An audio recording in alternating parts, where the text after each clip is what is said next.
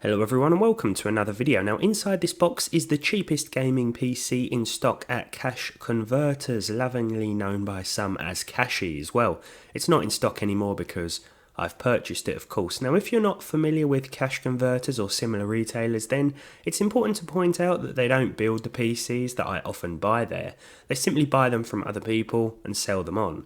It's not just computers either. You'll find consoles, televisions, mobile phones, power tools, jewellery and much more.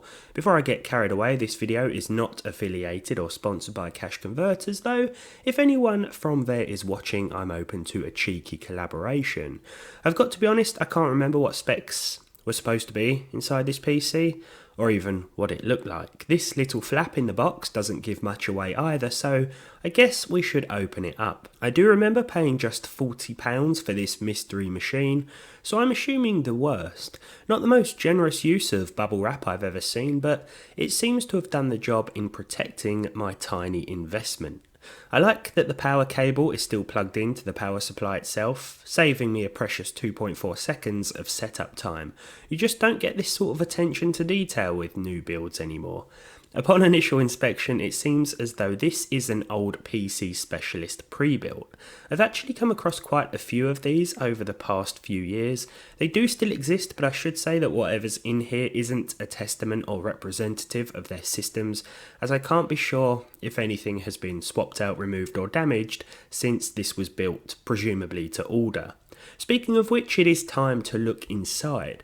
I'm trying to ignore the fact that there is no graphics card visible at the back, and the backplate isn't missing either, so this tells me that we're probably dealing with a very basic spec system. Whether it did have a GPU that has been removed, it's impossible to tell, but it certainly doesn't now. I should also mention that I called this a gaming PC. Cash Converters, I don't think, actually described it as one, but hopefully we'll be able to run something. As we remove the side panel, my eyes are drawn to the power supply, which seems to be unbranded, though the specs could be listed on the other side. Or not. We do have two PCIe connectors here should we want to add a discrete GPU. One is a 6-pin and one is a 6+2 pin. Taking a closer look inside, and it seems we have a strange chocolate or caramel stain at the top of the case. It doesn't matter which really, as both are delicious, but I'm not going to be licking it to find out, so it'll have to remain unconfirmed. Even a quick scratch and sniff test is off the table, I'm afraid. I'm already ill, and I don't need to contract anything more serious. It's nice to see that 2 sticks of RAM are in here as well, 2 matched sticks at that. In total we have 16 gigs of 1600 MHz DDR3. Now one thing I do seem to recall is that 12 gigabytes was listed, so this is a nice little bonus. As I removed the modules from slots 1 and 3, I noticed that the clip on slot 2 was broken, which is a shame, but not a huge deal. The Asus A88XM Plus motherboard is of the FM2 Plus variety, a socket that seems to hold some value even in 2023 for some reason. Given that FM2 Plus processors are all going to struggle these days, I wouldn't recommend buying into this platform unless you want an old setup that can handle some very light gaming. You know, like the sort of setup I've ended up with here. That said, AMD's old APUs walked so that current AM4 chips could run. I'm not going to remove anything else before seeing if it turns on, and I always recommend you do the same. If you start taking stuff out and it doesn't work, who's to say that you didn't break it? Always test before tampering. As a 100% legit professional, of course, I do bend the rules sometimes. All that's left to mention before the power on test is the generous 1TB WD hard drive. Always a welcome inclusion, as these do still sell well on the second-hand market. Time for takeoff then. Boot up. I'm getting a bit overexcited. I always like to check the DVD drive during boot up to see if the previous owner has left anything interesting behind.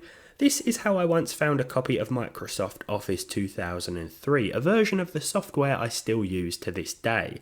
No such luck this time, but in other news our custom Cashies system turns on just fine, and it's always nice to see that the operating system has been reset to factory settings and ready for the new user. I always swap out any included hard drives to my SSD for testing, as everything is already installed and set up. I thought this would take quite a while to load, given that the processor is an A8 7650K. This is an old quad-core with integrated R7 graphics.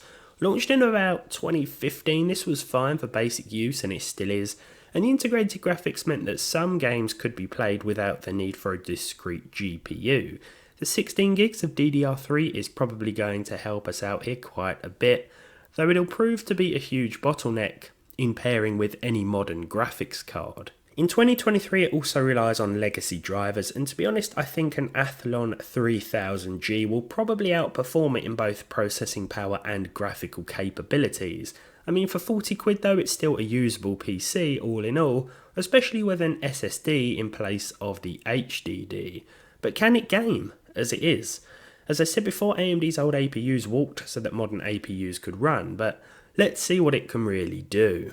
Now the biggest problem here isn't with the averages, it's going to be with the percentile lows. Performance might be quite surprising in some scenarios, even if we do need to rely on reduced visual settings, but the 7650K just can't provide us with consistency.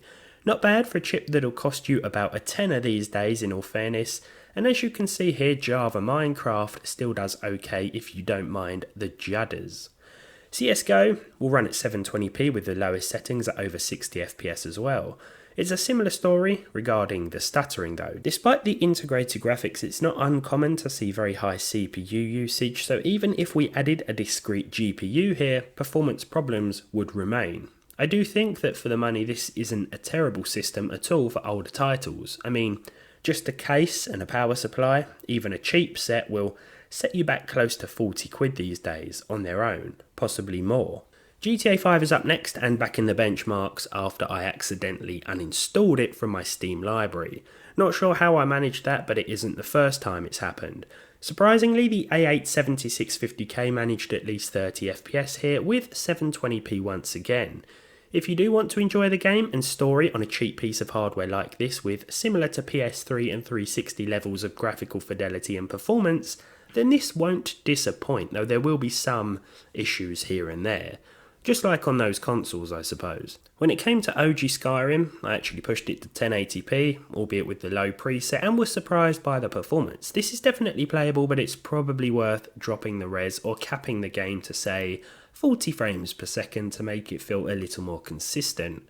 I'd probably just go with 900p, that old sweet spot instead, but it was definitely worth pushing this thing to see how far it could go. Stay away from the special edition of the game though, because that will run a lot worse. Finally, I just had to try one of my favourite games of all time and one of the most demanding titles out there. This is Kingdom Come Deliverance. At 720p it'll run at around 20 to 23 FPS if you're lucky, but 800 by 600 will get us oh so close to that 30 FPS average. And it will actually exceed this number quite a lot with this hardware. I remember when this CPU came out and how I was so impressed reading the reviews that said for £100 it could play the games I was interested in, without the need for a discrete GPU. My love for AMD's APUs has only grown since then. For £40 this has taken me down memory lane, but it's also thrown a few surprises in my path, as I didn't expect it to do as well as it did gaming wise.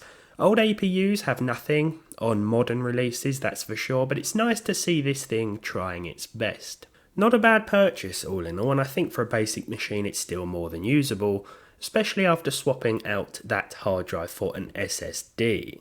Thank you very much for watching then. Let me know what you think of this PC down below. Leave a like if you enjoyed the video, leave a dislike if you didn't. Subscribe to the channel if you haven't done so already, and hopefully I'll see you all in the next one.